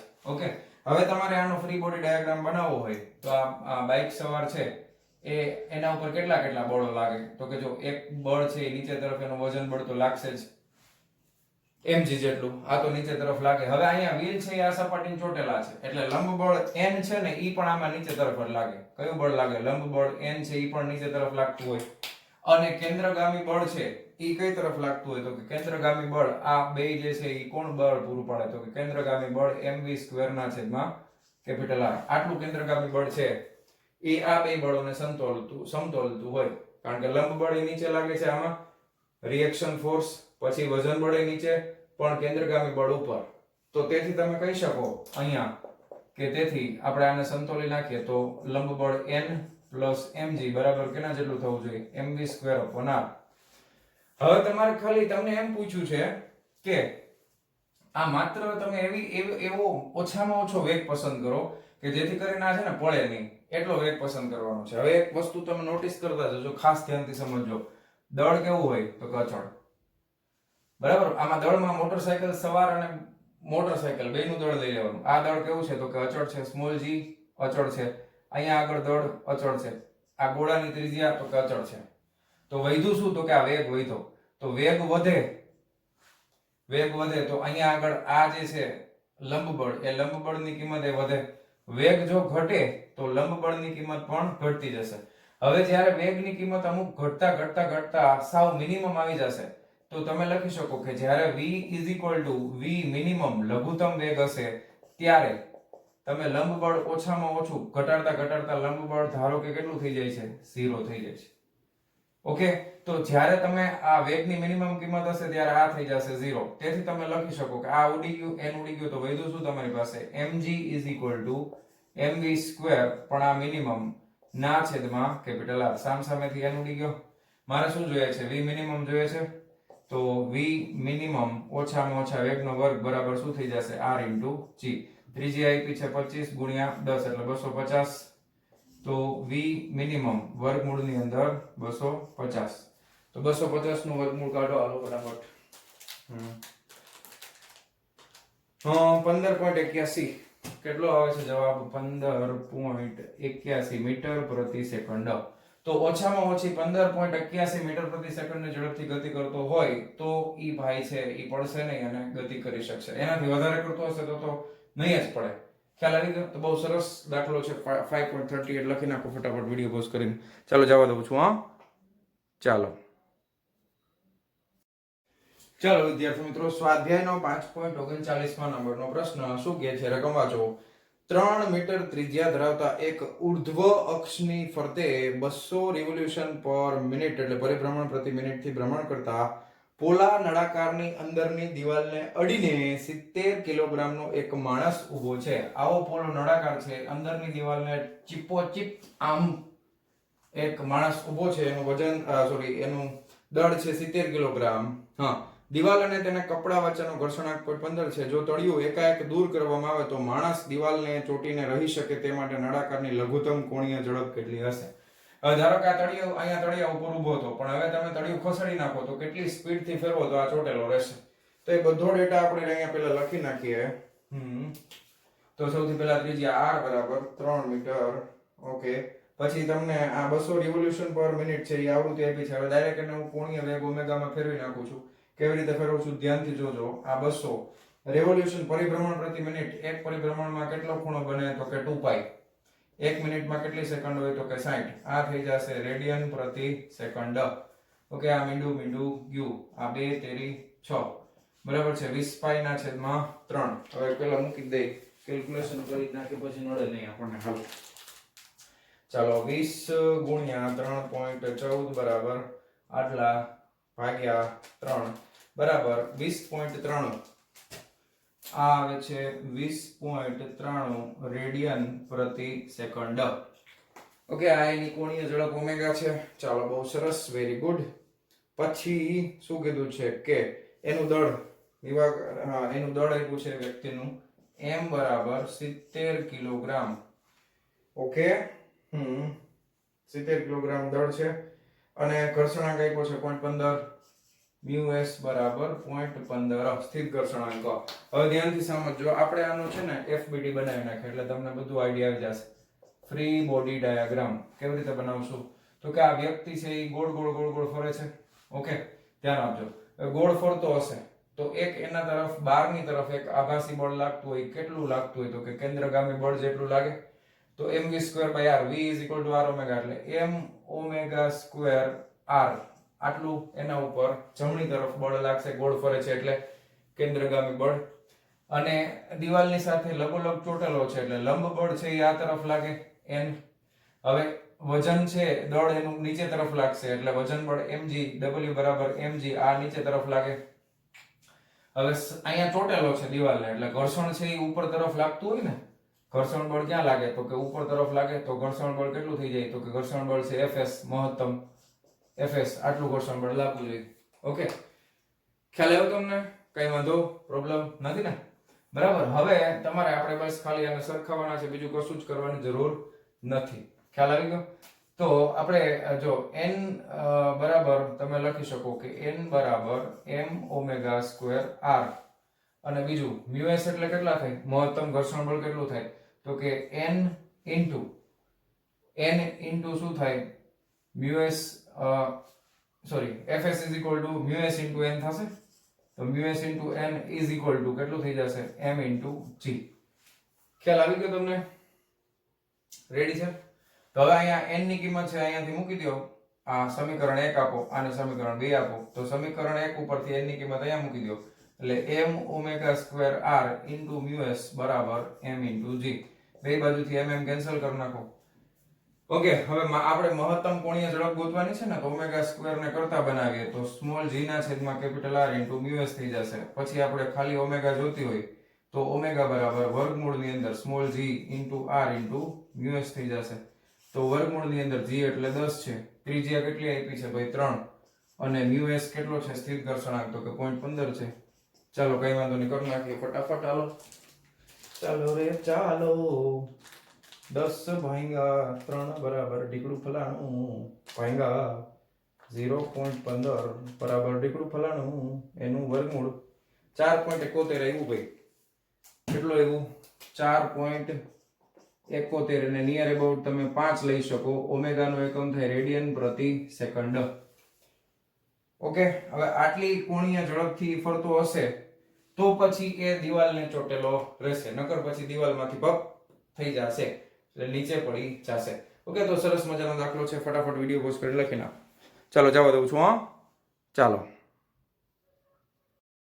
ચાલો મારા વહાલા વિદ્યાર્થી મિત્રો, છેલ્લો દાખલો છે સ્વાધ્યાયનો 5.40 નંબરનો. કેપિટલ R ત્રિજ્યાનો એક પાતળો વર્તુળાકાર તાર, આ પાતળો વર્તુળાકાર તાર છે જેની ત્રિજ્યા છે કેપિટલ R, તેના ઉર્ધ્વ વ્યાસની ફરતે ઓમેગા જેટલી કોણીય આવૃત્તિથી ભ્રમણ કરે છે. ઉર્ધ્વ વ્યાસ એટલે આ, એટલે આમ ગોળ ગોળ ફરે છે તાર. બંગડીને તમે આમ પકડીને આમ ફેરવો ને એના જેવું છે, ગોળ ગોળ ફરે છે. ઓમેગા જેટલી કોણીય આવૃત્તિથી ભ્રમણ કરે છે. આ વર્તુળ તાર પર એક નાની ગોળી, આ એક નાની ગોળી છે, બરાબર, બ્લુ કલર વાળી, તેના નિમ્નતમ બિંદુએ રહે તે માટે નિમ્નતમ બિંદુ કયું થાય ગોળીનું? તો કે નિમ્નતમ એટલે સાવ નીચેનું, એટલે આ બિંદુ પાસે જો રહેવું હોય ને ગોળીને, ધારો કે તો અહીંયા આગળ એને રહેવું હોય ને અહીંયા, તો એના માટેની શરત તમને આપી છે. તો એના માટેની શરત શું છે? તો કે એ શરત છે omega less than or equal to કે under root of small g by r છે તેમ દર્શાવો. અને ઓમેગા બરાબર under root of 2g by capital R માટે કેન્દ્રને ગોળી સાથે જોડતા ત્રિજ્યા સદિશ વડે અધો દિશા સાથે બનાવેલ કોણ કેટલો હશે? ઘર્ષણ અવગણો. આટલી વસ્તુ આપી છે. હવે આપણે એક રેન્ડમ જગ્યા લઈ લઈએ છીએ કે ગોળી છે એ કંઈક આ જગ્યા ઉપર રહેલી છે અને આ ગોળ ગોળ ફરે છે. હવે તમને ખબર છે ગોળી આ જગ્યાએ હોય તો આના ઉપર લંબ બળ છે એ આ સપાટીને લંબ, એટલે એ ખરેખર તો ત્રિજ્યા થઈ, આ દિશામાં એના ઉપર લંબ બળ લાગશે.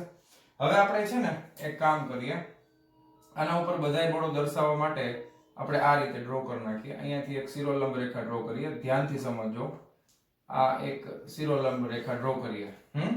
ઓકે, હવે તો તમે જો અહીંયા જે ખૂણો બને છે ઈ છે થીટા. ધારો કે જો આ ખૂણો થીટા હોય તો આમ n બન્યું, આ બે સમાંતર રેખાઓ થઈ ગઈ, તો આ ખૂણો પણ કેટલો થાય? થીટા. ઓકે, તો હવે આ લંબ બળ n છે એના બે ઘટકો બનશે. લંબ બળ n ના બે ઘટકો બનશે. એક બનશે સમક્ષિતિજ ઘટક આ રીતે, અને એક છે ઈ શિરોલંબ ઘટક છે આ રીતે. ઓકે, પાસેની બાજુ છે એટલે આ ઘટક કેટલો થશે? તો કે n cos થીટા. આ ખૂણાની સામેની બાજુ થાય ને આમ, તો ઈ આ થશે, ઈ કેટલો થઈ જશે? ખૂણાની સામે બાજુ છે એટલે n sin થીટા. હાલો, આટલું ખબર પડી ગઈ તમને? n cos theta, n sin theta. ચાલો, ખ્યાલ આવી ગયો છે. આટલી વસ્તુ તમને ખ્યાલ આવી ગઈ. હવે જો અહીંયાથી જ્યારે આ ગોળ ફરતું હશે ઓમેગા જેટલી ઝડપે, તો આના ઉપર એક ફ્રી બોડી ડાયાગ્રામ બનાવશું. હવે આનો જો ખાલી આનો ફ્રી બોડી ડાયાગ્રામ આપણે બનાવીએ. ઓકે, ગોળી નો FBD ફ્રી બોડી ડાયાગ્રામ. આ ગોળી અહીંયા છે. હવે આ ગોળી ઉપર એક બળ ઉપર લાગે છે. કેટલું લાગે છે? તો કે ઈ લાગે છે n cos થીટા જેટલું. હવે એક બળ આ તરફ લાગે છે. કેટલું લાગે છે? તો કે ઈ લાગે છે n sin થીટા જેટલું. ઓકે, હવે ગોળી ઉપર નીચે તરફ વજન બળ લાગશે. કેટલું? તો કે mg જેટલું. અને એક તમને ખબર છે કયું લાગે? કેન્દ્રગામી બળ. કેટલું લાગે? mv²/r. તો m ઓમેગા સ્ક્વેર r. હવે ખાસ ધ્યાન આપજો, અહીંયા આ સ્મોલ r છે. સ્મોલ r એટલે જ્યાં રોટેટ થતો હોય ને કોઈ પથ વર્તુળ માર્ગે, તો એ વર્તુળ માર્ગની ત્રિજ્યા, એટલે આ ત્રિજ્યા છે ને એ સ્મોલ r છે ભાઈ. આ ત્રિજ્યા સ્મોલ r છે. હવે આ તો આપણે ધારેલી ત્રિજ્યા છે, નો હાલે. સાચી ત્રિજ્યા કઈ છે? એ કેપિટલ R છે. તો તમે જો આ લંબાઈ છે ને, ધારો કે આને O આપી દો, આને A આપી દો, આને B નામ આપી દો, તો OB બરાબર મૂળ ત્રિજ્યા છે કેપિટલ R, અને AB બરાબર સ્મોલ r ત્રિજ્યા છે. તો આ બે વચ્ચે સંબંધ શું થાય? ધ્યાનથી સમજજો. આ કાટકોણ ત્રિકોણ બનશે કે નહીં? તો ખૂણો, એની સામેની બાજુનું કર્ણ, બે વસ્તુ આપણી પાસે છે. તેથી તમે લખી શકો કે ત્રિકોણ OAB માં તમે લખો sin થીટા બરાબર પાસેની બાજુ, સામેની બાજુ છેદમાં કર્ણ. સામેની બાજુ એટલે AB, કર્ણ એટલે OB. હવે AB કેટલા છે? તો કે સ્મોલ r. OB કેટલા છે? તો કે કેપિટલ R. તો સ્મોલ r બરાબર શું થાય? કેપિટલ R sin થીટા થાય. ખ્યાલ આવ્યો? સ્મોલ r બરાબર થશે કેપિટલ R sin થીટા. હવે આપણે સામસામેના બળોને સરખાવવાના છે, બીજું કંઈ કરવાની જરૂર નથી. પેલું આપણે સમક્ષિતિજ બળોને સરખાવીએ તો n sin થીટા બરાબર શું થઈ જશે? m omega square. Small r બરાબર હવે હું લખી નાખું છું capital R sin theta. Okay, અને બીજા આપણે આ બળોને સરખાવી દઈએ તો n cos થીટા બરાબર થઈ જશે mg. ખ્યાલ આવી ગયો? હવે અહીંયાથી તમે જો પહેલા સમીકરણમાંથી sin ની કિંમત ઉડી જશે, તો ખાલી n ની કિંમત તમને મળશે આટલી. હવે તમે અહીંયાથી બીજા સમીકરણમાં cos થીટા ને કરતા બનાવો તો શું આવે? mg ના છેદમાં n. n ની કિંમત છે સમીકરણ 1 ઉપરથી મૂકી દો, તો mg ના છેદમાં કેપિટલ N એટલે કેટલા છે? m omega square capital R છે. હવે અહીંયા ઉપર નીચેથી mm કેન્સલ થઈ ગયા, તો મને મળે છે cos થીટા બરાબર small g by omega square into capital R. આ એક બહુ અગત્યનું સમીકરણ આપણને મળ્યું. ઓકે, હવે ધ્યાનથી સમજજો. તમને પ્રશ્નમાં એમ કીધું છે કે જ્યારે નાની ગોળી તેના નિમ્નતમ બિંદુએ રહે તે માટે omega less than or equal to આ શરતનું પાલન થવું જોઈએ. હવે નિમ્નતમ બિંદુ પાસે ગોળી હશે, એનો મતલબ એમ કે ગોળી અહીંયા છે, તો નિમ્નતમ બિંદુ પાસે ગોળી રહે તો પહેલા હું અહીંયા લખું છું નિમ્નતમ બિંદુ માટે નિમ્નતમ બિંદુ હોય તો ખૂણો થીટા કેટલો થઈ જાય? જો ત્યાંથી ગોળી અહીંયા આવતી રહેશે તો લંબ બળ ઉપર લાગશે ને તો ખૂણો થીટા થઈ જશે 0 ડિગ્રી. હવે એને તમે આ સમીકરણને એ નામ આપી દો. તો સમીકરણ એ માં મૂકતા તમે સમીકરણ એ માં થીટા બરાબર 0, cos 0 બરાબર કેટલા થાય? 1. cos 0 બરાબર 1 થાય, તેથી 1 બરાબર સ્મોલ g ના છેદમાં ઓમેગા સ્ક્વેર ઇન્ટુ r. હવે તમને ઓમેગા સ્ક્વેર ને તમે કરતા બનાવો તો ઓમેગા સ્ક્વેર બરાબર g ના છેદમાં r, તેથી ઓમેગા બરાબર શું આવે? વર્ગમૂળ ની અંદર g ના છેદમાં r. આ તમને મળી શરત. બરાબર. તો શરત તમને મળી ગઈ છે omega is less than or equal to under root of g by r. હવે પ્રશ્ન તમને એમ થાય કે ભાઈ sir less than or equal to કેમ આવે છે? ઓછું આના કરતા ઓમેગા ની કિંમત આના કરતા ઓછી હશે અથવા આટલી હશે તો એ થઈ શકે. બરાબર. હવે તમે જુઓ ઓમેગા એટલે કોણીય ઝડપ છે. કોણીય ઝડપની કિંમત આટલી હશે તો એ નિમ્ન સ્તર ઉપર આવી જાય. આના કરતા ઓછી હોય કોણીય ઝડપ તો સાવ સ્થિર, સાવ 0 કરી નાખો તો સ્થિર જ થઈ ગયું ને. સ્થિર થઈ જાય તો ગોળી એમના ઓટોમેટિક નીચેની જગ્યાએ જશે. તેથી તમે અહીંયા લખી શકો કે ઇક્વલ ટુ ની બદલે તમે less than or equal to use કરી શકો છો. ખ્યાલ આવ્યો? કારણ કે જેમ જેમ તમે કોણીય ઝડપ ઘટાડતા જશો તો એ ઘટતી જશે તો આમાં તમને કોઈ જાતનો કેન્દ્રગામી બળ જે છે એ લાગશે જ નહીં. તો ગોળી છે એ નીચેની જગ્યાએ એમને વજન બળના લીધે સ્થિર પડી રહેશે, વજન બળ મહત્તમ થઈ જશે. તો આ પહેલા પ્રશ્નનો જવાબ થઈ ગયો. પછી તમને કીધું છે કે ઓમેગા બરાબર જો under root of 2g by r માટે કેન્દ્રને ગોળી સાથે જોડતા ત્રિજ્યા સદિશ વડે અધો દિશા સાથે બનાવેલો ખૂણો કેટલો હશે? ઓકે. હવે ઓમેગા ની કિંમત આપણે લેવાની છે under root of 2g by r. Okay. તો બીજો કેસ છે ને બ્લુ કલર થી લખું, જગ્યા ઓછી છે પણ પતાવી દઈએ, આમાં કંઈ બહુ નથી. બીજા કેસ માટે આપણે લખીએ કે ઓમેગા બરાબર આપણે લેવાના છે under root of 2g by capital r. બરાબર. હવે આ કિંમત છે સમીકરણ એ માં મૂકી દો. ઓમેગા ની કિંમત સમીકરણ એ માં મૂકતા ઓકે હવે મૂકી દો. હાલો તો cos થીટા બરાબર સ્મોલ g ઓમેગા નો વર્ગ એટલે વર્ગમૂળ નીકળી જશે 2g ના છેદમાં r છેદનો છેદ અંશમાં r ઉપર છેદમાં r ગયો તો cos થીટા કેટલા આવ્યા? 1/2. ખૂણો કેટલો હોય એટલે 1/2 થાય. 60 હોય તો cos 60 બરાબર 1/2 થાય ને. sin 30 અથવા cos 60, cos ની કિંમત ગોતવાની ને. cos 60 બરાબર કેટલા થાય? 1/2. તો મળી ગયો બે પ્રશ્નનો જવાબ. Okay, clear? થોડોક લોજિક વાળો દાખલો છે, વ્યવસ્થિત રીતે તમને ન સમજાય તો પાછો વિડિયો જોવાનો, રિપીટ કરીને સમજાય જ જશે. એટલું બધું કઈ અઘરું નથી. ખાસ ઘર્ષણ બળને અવગણવાનું છે તો ઘર્ષણ બળ આપણે આમાં ક્યાંય ધ્યાનમાં લીધું જ નથી. જો ખાલી નોર્મલ ફોર્સને લીધો છે, લંબ બળને. ઓકે, લખી નાખો વિડિયો પોઝ કરીને. લખાઈ ગયું? તો મારા વહાલા વિદ્યાર્થી મિત્રો, આજનો આ લેક્ચર આપણે અહીંયા પૂરો કરીએ છીએ. મળીએ છીએ નેક્સ્ટ વિડિયો લેક્ચરમાં. એમાં આપણે આ પ્રકરણના IMP MCQ ની સાથે મળીએ છીએ. બરાબર? ત્યાં સુધી આવજો.